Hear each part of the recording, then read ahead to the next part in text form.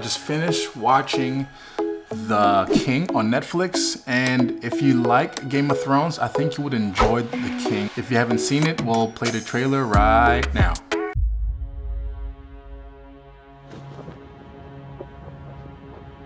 Do you feel a sense of achievement? In what regard? In any regard? Do you?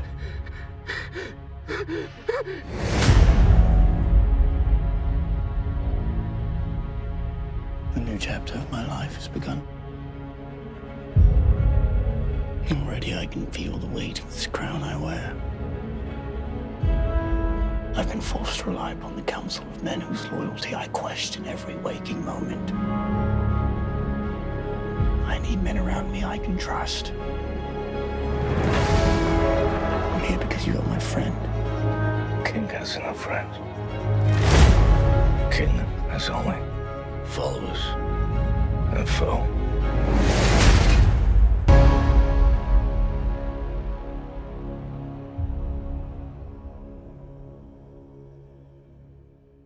So The King is one of those movies on Netflix that probably get passed over because it's a period piece, and I know period pieces nowadays, unless they're fantasy, don't really get a lot of good rap. But The King is a really good movie, which you would expect that because it's a Shakespeare play. Henry V, I believe, but there's a combination of other Shakespeare plays in here. Henry IV, Part 1 and Part 2, and then Henry V, which is his son. This story, The King, I believe, revolves around more of Henry V, or Hal, as they call him in the movie, but it also delves into some of what Henry IV, his father, did. But this is not a biography of his life. It's more of a fictional rendition of his life, because, you know, Shakespeare flamboyantly does things with people's lives. Like the way Julius Caesar died, I'm sure it wasn't that dramatic, but it is fun to read and it's fun to watch. And so in this case, Shakespeare makes King Henry, or Henry V, a lot more flamboyant. And it makes for really good storytelling. The story begins with Henry IV, you know, in his full stricken madness, is in the middle of the 100-year war. And Henry V, or as they call him, Hal, in the story, he is a full-on drunkard. I mean, drunkard, drunk. His buddy Falstaff, they get drunk every night. And actually the first scene is Falstaff getting soldered because he got stabbed the night before. You know, these guys are a rambunctious group. His father calls him into the castle and he tells him that, you know what, you're not going to be king. Even though you're my oldest son, you're a drunk and this is not going to happen. Instead, it's going to go to your younger brother, which, by the way, is Tommen Baratheon from the Game of Thrones, which brings us back to, if you like the Game of Thrones, you like the king, but not only because of Tommen. So the brother goes to the front lines and tries his hand at war, which he immediately dies, of course, because he's not good enough. So inadvertently, Henry still becomes king. When he takes in control of power, he realizes that there's a lot of treacherous people in his midst, and he doesn't know who he can trust. You know, the Catholic priests, I'm sure, are lying to him. His father didn't trust anybody.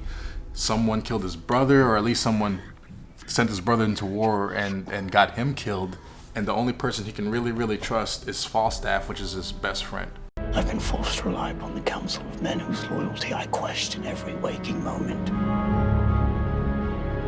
I need men around me I can trust. And so with that being said, he goes into war with France. I'm not gonna tell you anything else that happens in the story because it's really worth watching. It has a lot of political intrigue in it, a lot of backstabbing, a lot of trust and mistrust. It is just really good storytelling. But what do you expect coming from the Barb, right? Like, everything he does is really good. We're still creating stories of his now, 400 or 500 years later. So it's always going to be good.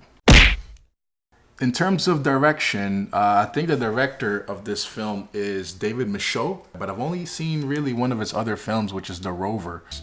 I believe that was set in Australia. It was kind of a sleeper. It wasn't really anything exciting about it, so that's maybe why I didn't remember it too much. And I think this is maybe his fifth film. You know, he hasn't done a lot. Again, the only one I've seen was The Rover, but I think he did a pretty good job with direction in this one. In terms of cinematography, another guy that I've never heard of, I think his name is Adam Arkapaw. I've seen his work twice before. I've seen it in the remake of Macbeth back in 2015. with Michael Fassbender. And I've also seen his work in Assassin's Creed, I believe, which was a terrible movie. Oh my God, that movie was terrible.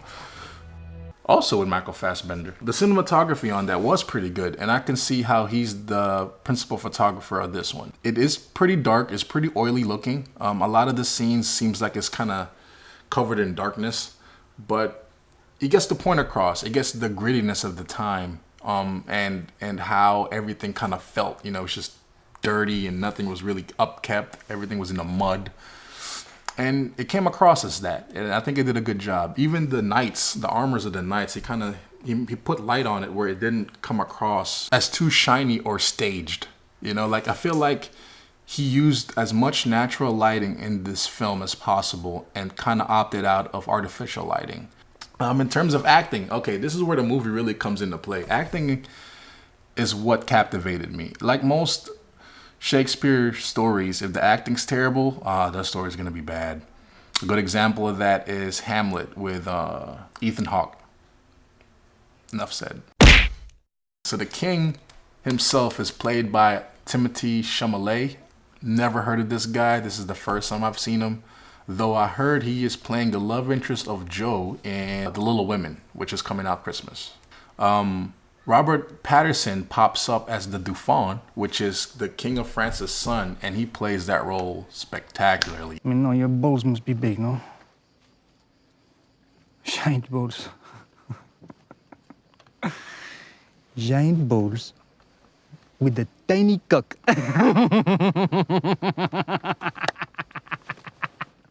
He is both entertaining, insulting, and funny. There was a special guest by Lily Rose Depp. She plays Catherine. And Joel Edgerton. You've seen him in a few movies. The one that I remember him mostly in was in The Great Gatsby as Daisy's husband. But in this film, he plays Falstaff. God, I hope I'm pronouncing that right. And those 4 performances, minus Lily Rose Depp, those 3 performances really carries the film through. No, my fair cousin. If we are marked to die, we are enough to do our country loss. In the 90s, Kenneth Branagh played Henry V, and I thought that was a really good interpretation of Shakespeare's stories. One man more. Rather, proclaim it, Westmoreland, through my host, that he which hath no stomach to this fight, let him depart. Like, he kept the dialogue the same, and I felt that Kenneth Branagh did a really good job playing him. But seeing this kid Timothy play Henry V, it kind of puts everything else in perspective because it puts them in an age-appropriate scenario. And it is the space between you. Fight not for yourselves. Fight for that space. Fill that space. Make it tissue. Make it mass. Make it impenetrable. Make it yours. Make it England. Make it England. Like I said, you know, if you like Game of Thrones, I think you'll like this movie. It's fairly long. It's about 2 hours and 20 minutes. If you want, you can hit it out in 2 sittings. Watch 1 hour one time and the rest the next time. But it won't disappoint you. I don't think it'll disappoint you. I think it's a really good film. It moves pretty quickly. There's a shocking end to it if you're not familiar with the Shakespeare play. There's a great ending to it. The violence, for those who like violence in their movies, is really good. So I think you guys should check it out if you get a chance. Again, this is The King on Netflix. And comment below and let me know what you think. I guess that's all for now, guys. Until I see another great movie, we'll talk about it. If you guys see a good movie, let's talk about it. Until next time, see you on the flip. Bye.